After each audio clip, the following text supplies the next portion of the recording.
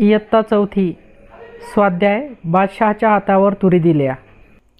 रिकाम्या जागी कंसातील योग्य पर्याय लिहा. शिवराय बादशहाच्या दरबारात गेले. त्या दिवशी औरंगजेब बादशहाचा 50वा वाढदिवस होता. आग्र्याहून येताना संभाजी राजांना मथुरेत एका सुरक्षित ठिकाणी ठेवले. प्रत्येकी एका वाक्यात उत्तरे लिहा. आग्र्याला जाण्यापूर्वी शिवरायांनी स्वराज्याचा कारभार कोणाच्या हाती सोपवला? उत्तर. आग्र्याला जाण्यापूर्वी शिवरायांनी स्वराज्याचा कारभार आपल्या मातोश्री जिजाबाई यांच्या हाती सोपवला.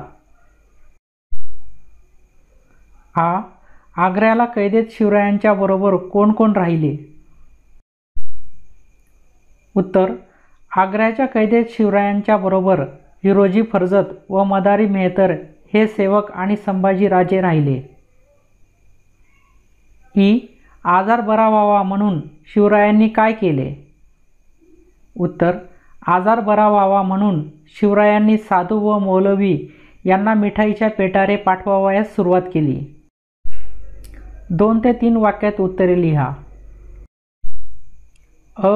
शिवराय औरंगजेबाच्या दरबारातून रागारागाने बाहेर का पडले? उत्तर. सल्लामसलतीच्या महालात औरंगजेब समोर निवडक सरदार आपापल्या मानाप्रमाणे रांगेत उभे होते. बादशहाने शिवरायांना मागील रांगेत उभे केले.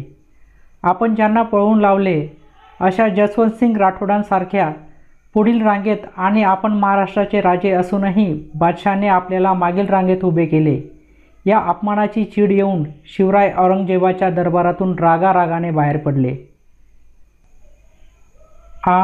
शिवरायांनी आपली सुटका करून घेण्यासाठी कोणती युक्ती केली? उत्तर. कैदेत असताना शिवरायांनी आजारी पडण्याचे सोंग केले. आजार बरा व्हावा म्हणून त्यांनी साधू व मौलवी यांना मिठाईचे पेटारे पाठवायला सुरुवात केली. पहारेकरी प्रथम ते पेटारे तपासून पाहत असत, पण पुढे पुढे ते कंटाळले व पेटारे उघडून पाहिनासे झाले. ही संधी साधून एके दिवशी शिवराय व संभाजी पेटाऱ्यातून पसार झाले. अशा रीतीने शिवरायांनी युक्तीने आपली सुटका करून घेतली.